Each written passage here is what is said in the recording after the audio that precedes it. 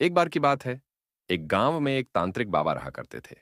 लोग उन्हें बहुत मानते थे क्योंकि उनके पास अजीबोगरीब शक्तियां थीं और वो कठिन से कठिन समस्याओं का हल करने का दावा करते थे।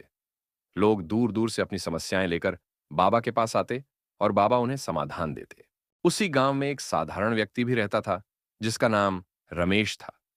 रमेश बहुत परिश्रमी और ईमानदार था, परंतु उसे किसी भी चीज में सफलता नहीं मिल रही थी। उसकी फसलें खराब हो जाती, व्यापार में घाटा हो जाता और घर में हमेशा आर्थिक संकट बना रहता था। एक दिन रमेश ने अपने मित्रों से तांत्रिक बाबा के बारे में सुना और उसने सोचा कि शायद बाबा उसकी समस्याओं का हल निकाल सकते हैं। रमेश ने बाबा के पास जाने का फैसला किया।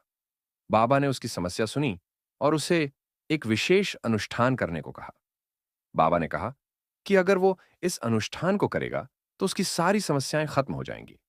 रमेश ने बाबा पर भरोसा किया और अनुष्ठान के लिए आवश्यक सामग्री जुटाने में अपनी सारी जमा पूंजी लग। कुछ दिन बीत गए और अनुष्ठान पूरा हुआ, लेकिन रमेश की समस्याएं जस की तस बनी रहीं। उसकी फसलें फिर से खराब हो गईं और व्यापार में और भी घाटा हुआ। रमेश समझ गया कि उसके साथ धोखा हुआ है।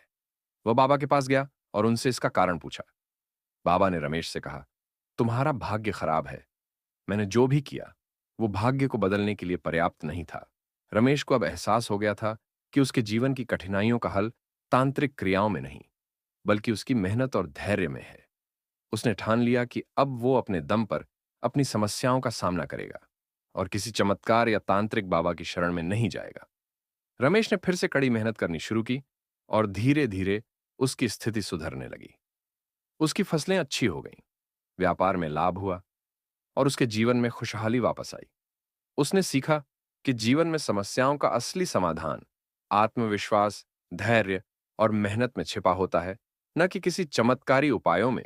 यह कहानी हमें सिखाती है कि कठिनाइयों का सामना अपने प्रयासों और दृढ़ता से करना चाहिए, न कि किसी बाहरी चमत्कार